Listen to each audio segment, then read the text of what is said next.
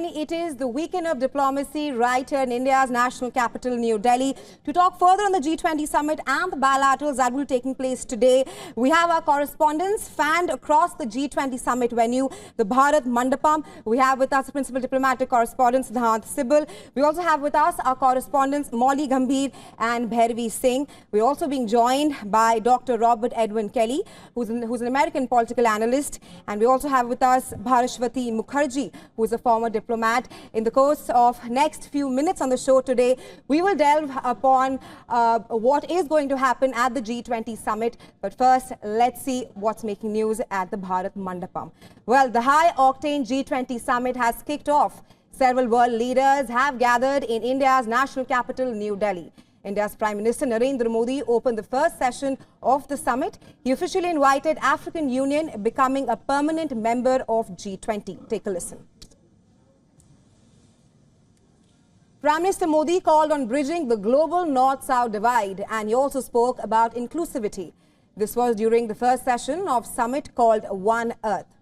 Session 2, called One Family, will take place later, while the key bilateral meetings are also lined up.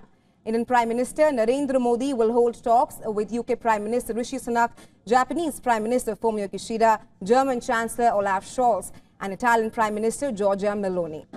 The sessions and meetings will be concluded with a special dinner hosted by Indian President Draupadi Murmu. Along with the world leaders, several chief ministers of Indian states and former Indian prime ministers are also invited for the dinner.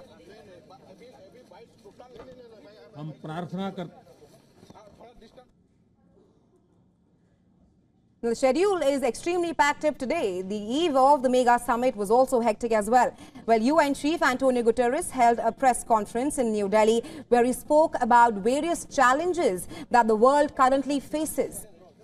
Indian Prime Minister Narendra Modi also held crucial bilateral meetings with US President Joe Biden, Bangladeshi Prime Minister Sheikh Hasina, and also the Mauritius Prime Minister. And all these meetings were focused on strengthening relations. Prime Minister Modi will also be meeting with the leaders of Comoros, Turkey, United Arab Emirates, South Korea, Brazil and Nigeria on day 2. And to more on this, let's go cut across live to our correspondents, Molly Gambhir and Bhairavi Singh, who are joining us live from Bharat Mandapam, the venue of the G20 Summit. Now, Indian Prime Minister Narendra Modi, during his opening speech at the G20 Summit, announced African Union to join G20 as a permanent member. There was a lot of optimism in the Indian Prime Minister's opening speech as well. Talk to us about that, Molly.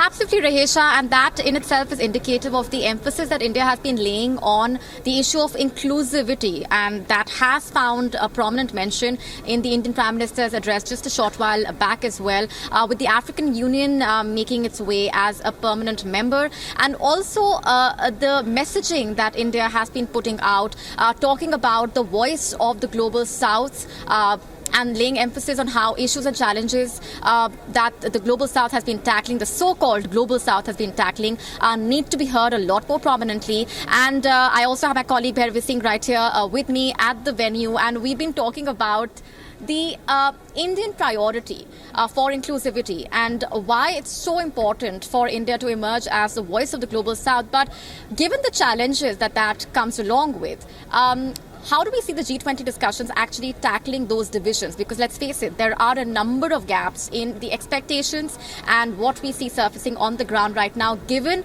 the differences and the divisions between the member states. Well, absolutely, Molly. In fact, as you rightly pointed out, there are so many divisions, yet there are things that that different countries are finding a sort of semblance of order in, which is climate mitigation, which is recognizing the fact that there needs to be a restructuring of the banking system, there needs to be a restructuring of the lending process as well. You know that most of the world organizations are represented here by their chiefs, so that will be a discussion point in itself.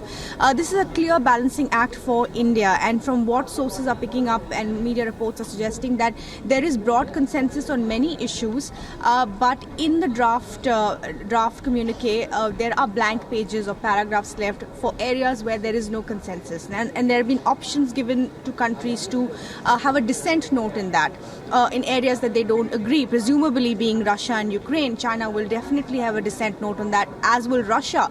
So this is Prime Minister Modi's way of saying we will have a communique, we may have a chair resolution, or otherwise this would be the first G20 to not come out with a leaders communique. So this is a very, very important decision for India. Amitabh Kant yesterday, the Sherpa for G20, said that there are 76 paras, of which we have come to a broad consensus on most, and those divisions that we have will be tackled. And I believe that there are, discussions happening, back channel discussions happening, even as we speak, to smoothen those differences.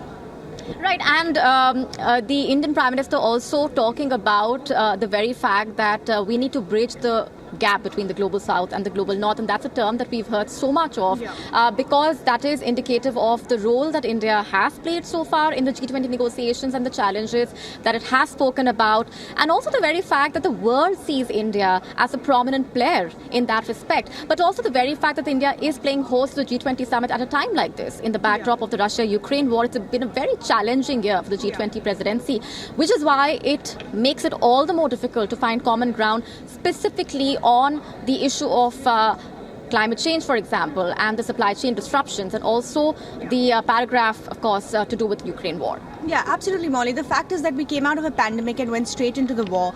30% of the global economy is in recession. I think most countries recognize that fact. The fact is that there is broad-scale food and energy security issues going, across the board. There is the supply chain resilience question that's coming up, and those are areas where even countries like China would agree. And China is a close ally of Russia, so it will try to bring Russia on board with that. Yesterday, we had statements from America and the UK basically talking about the Black Sea grain initiative and admonishing Russia for pulling out of that, saying that 11 million people were affected because of that. So there are, of course, and to the other question about India being a pivotal part of this, change, countries like the US and West see India as a counter to China, and so they're pushing that agenda here.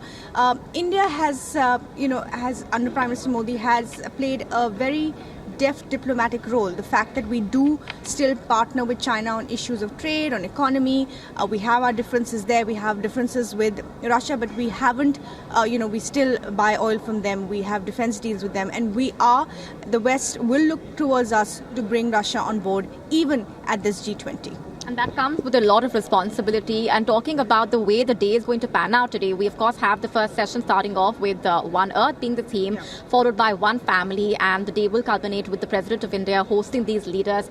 Just the kind of enthusiasm that we've seen coming in from the media delegations that we're surrounded by as well. But the very question that has been asked in the run-up to the G20 summit has been to do with the absence of the Chinese president and the messaging that Beijing has really sent out, also the Russian president giving the summit a miss, and how this would have led to G20 becoming G18. So the very fact that we've seen those issues still finding an underlying tone as far as the discussions are concerned is a very important aspect as well.